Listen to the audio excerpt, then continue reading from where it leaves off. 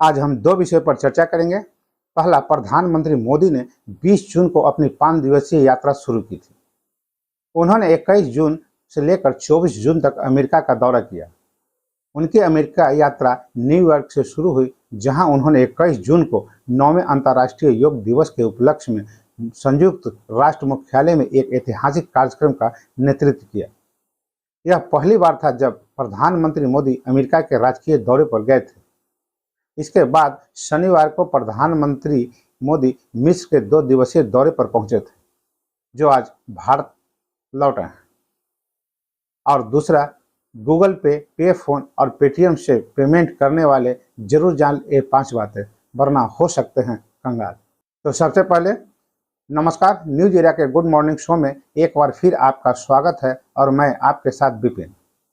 प्रधानमंत्री नरेंद्र मोदी अमेरिका और मिस्र के 5 दिवसीय राजकीय यात्रा के बाद रविवार को स्वदेश वापस लौटा है। राष्ट्रपति जो बाइडेन के निमंत्रण पर अमेरिका की हाई प्रोफाइल यात्रा के बाद प्रधानमंत्री मोदी शनिवार को 2 दिवसीय यात्रा पर मिस्र पहुंचे थे।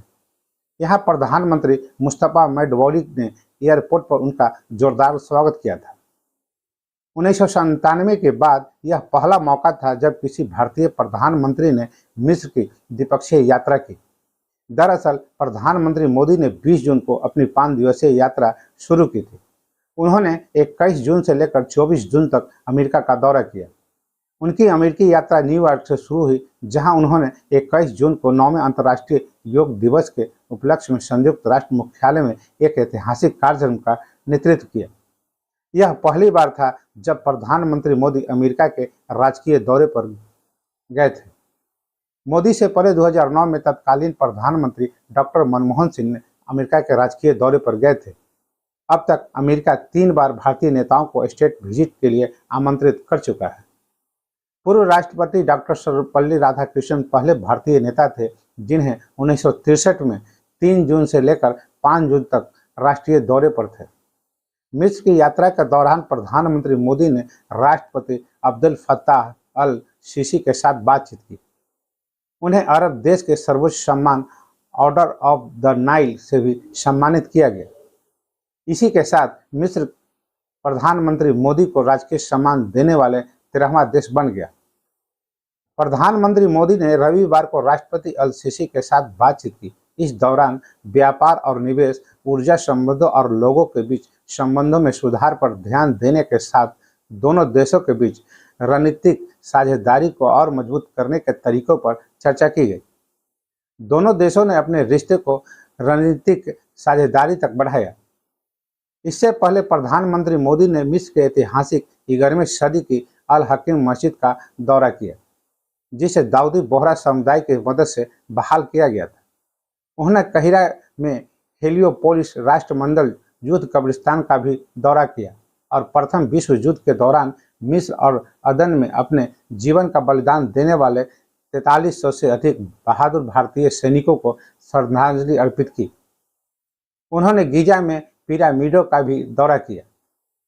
शनिवार को प्रधानमंत्री मोदी ने मिस्र के ग्रैंड मुफ्ती शौकी इब्राहिम अब्देल करीम अल्लम से भी मुलाकात की और सामाजिक सद्भाव को बढ़ावा देने और उग्रवाद और कट्टरपंथ पर मुकाबला करने से संबंधित मुद्दों पर चर्चा की। बाद में शाम को उन्होंने मिस्र में भारतीय समुदाय के सदस्यों से मुलाकात की, जिन्होंने उनकी भरपूर प्रशंसा की और उन्हें भारत का नायक तक बता डाला। प्रधानमंत्री मोदी ने मिस्र में प्रमुख हस्तियों से भी मुलाकात की, जिसमें मध्य पूर्व और उत्तरी अफ्रीका क्षेत्र में काम करने वाले सबसे बड़ी मिस्र की कंपनियों में से एक सीईओ हसन अल्लम और प्रसिद्ध लेखक और पेट्रोलियम रणनीतिकार तारिक हेगी शामिल थे। भारत के विदेश सचिव विनय क्वात्रा ने बताया कि मिस्र और भारत के बीच 4 ज्ञापनों और समझौतों पर हस्ताक्षर किए गए, जिसमें दोनों देशों के बीच रणनीतिक साझेदारी पर सबसे महत्वपूर्ण और ऐतिहासिक समझौता शामिल है। समझौते के अलावा भारत और मिस्र ने कृषि और संबंध क्षेत्रों पर भी समझौते पर हस्ताक्षर किए। अमेरिका की यात्रा के दौरान वाशिंगटन डीसी में राष्ट्रपति बाइडेन द्वारा व्हाइट हाउस में उनका रेड कार्पेट स्वागत किया गया। दोनों नेताओं ने एक ऐतिहासिक शिखर सम्मेलन आयोजित किया, जिसके बाद मोदी ने कांग्रेस को संबोधित किया और उसके सम्मान में व्हाइट हाउस में बाइडेन द्वारा राजकीय डिनर का आयोजन किया गया। इस यात्रा में रक्षा, आंतरिक और व्यापार जैसे प्रमुख मुद्दों में सहयोग को बढ़ावा देने के लिए कई प्रमुख सौदे हुए। प्रधानमंत्री मोदी और राष्ट्रपति बाइडेन ने सैन्य विमानों और अमेरिकी ड्रोन सौदे की शक्ति देने के लिए भारत में संयुक्त रूप से जेट इंजन का उत्पादन करने के लिए ऐतिहासिक समझौते की सराहना की। प्रधानमंत्री ने गुरुवार को अमेरिकी कांग्रेस के संयुक्त सत्र को संबोधित किया। इसके साथ ही वह 2 बार संबोधित करने वाले पहले भारतीय नेता बन गए हैं। अमेरिकी कांग्रेस की संयुक्त बैठक में उनका पहला संबोधन 2016 में हुआ था। अपने संबोधन के दौरान उन्होंने आतंकवाद के प्रायोजक देशों के खिलाफ कार्रवाई की मांग की।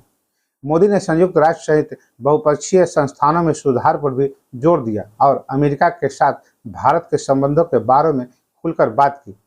शुक्रवार को अमेरिकी उपराष्ट्रपति कमला हैरिस ने विदेश मंत्री एंटनी ब्लिंकन के साथ विदेश विभाग में भारतीय सेना के लिए राजकीय लंच की मेजबानी की। मोदी ने व्हाइट हाउस में अमेरिका और भारत के शीर्ष सीईओ से भी मुलाकात की। इस दौरान कमला हैरिस ने भारत को याद किया तो वहीं पीएम मोदी ने कमला हैरिस और ब्लिंकन की खातिरदारी की खूब सराहना की। मीडिया रिपोर्ट्स के मुताबिक राजकीय दौरे को हाई रैंकिंग वाला दौरा कहा जाता है। अमेरिका में इसका न्योता खुद अमेरिकी राष्ट्रपति की कलम से लिखा जाता है। जैसा कि इस बार राष्ट्रपति बाइडेन ने प्रधानमंत्री को स्टेट विजिट पर बुलाया है। भारतीय विदेश मंत्रालय के मुताबिक प्रधानमंत्री मोदी अमेरिकी राष्ट्रपति बाइडेन और उनकी पत्नी बाइडेन के बुलावे पर अमेरिका गए थे। अमेरिकी विदेश विभाग की गाइडलाइंस के मुताबिक अमेरिका में 5 तरह के दौरे होते हैं। इन्हें राजकीय यात्रा, आधिकारिक कार्य यात्रा और निजी यात्रा में बांटा गया है। दूसरी खबर पर हम सभी के लिए जरूरी ऑनलाइन पेमेंट यूपीआई के जरिए पेमेंट का दौर शुरू हो गया है। देश में बड़ी संख्या में लोग गूगल पे, पेटीएम और पे फोन जैसे ऐप्स का इस्तेमाल कर रहे हैं। इसके जरिए कोई भी अपने स्मार्टफोन पर बस कुछ ही टैप कर आप तुरंत सुरक्षित और परेशानी मुक्त तरीके से पैसे भेजे या प्राप्त कर सकते हैं। लेकिन जैसे जैसे ऑनलाइन लेन देन का आम होता जा रहा है, वैसे वैसे ऑनलाइन धोखाधड़ी भी बढ़ती जा रही है। साइबर अपराधी बेखबर लोगों को धोखा देने और उसके पैसे चुराने के लिए लगातार नए तरीके ला रहे हैं। आपकी जरा सी गलती आपका बैंक अकाउंट खाली कर सकती है। यहाँ हम आपको 5 ऐसी बातें बता रहे हैं जिनको याद रखकर आप ऑनलाइन या यूपीआई फ्रॉड से बच सकते हैं। आपको अपने फ़ोन में एक से ज़्यादा पेमेंट एप्लीकेशन रखने से बचना चाहिए। अगर ज़रूरत भी पड़े तो हमेशा प्ले स्टोर या ऐप स्टोर से केवल विश्वसनीय और वेरीफाइड पेमेंट एप्लीकेशन ही इंस्टॉल करना चाहिए। अपने यूपीआई पिन को किसी के साथ भी शेयर ना करें। यह नियम आपके दोस्तों और करीबी लोगों के पर भी लागू होता है। अगर आपको लगता है कि आपका पिन दूसरे लोगों को पता लग चुका है तो उसे तुरंत बदल डालें। सभी ऐप्स मेकर कंपनियां समय समय पर अपडेट जारी करती रहती है। इसके जरिए ऐप्स में नए फीचर को जोड़ा जाता है और सेफ्टी को बढ़ा दिया जाता है। आपको हमेशा यूपीआई पेमेंट ऐप को लेटेस्ट वर्जन में अपडेट करते रहना चाहिए। सिर्फ स्मार्टफोन में नहीं, इन ऐप्स पर भी लॉक लगा कर रखें। कई बार फ़ोन खो जाने की स्थिति में या गलत हाथों में जाने पर आपके बैंक अकाउंट को खाली किया जा सकता है। पासवर्ड रखते समय अपने नाम, mobile number, date of birth का इस्तेमाल ना करें। बहुत से लोग आपको व्हाट्सएप या ईमेल पर कुछ लिंक भेजते हैं और पैसों का लालच देकर इस लिंक को क्लिक करने के लिए कहते हैं। इसके अलावा कुछ जालसाज आपको बैंक कर्मचारी बनकर धोखा देने की कोशिश करते हैं और आपसे आपकी डिटेल पूछते हैं। किसी भी अनजान लिंक पर कभी भी क्लिक ना करें। बस आज के लिए इतना ही, तो हमें आज्ञा दीजिए। नमस्कार, आपका दिन शुभ हो।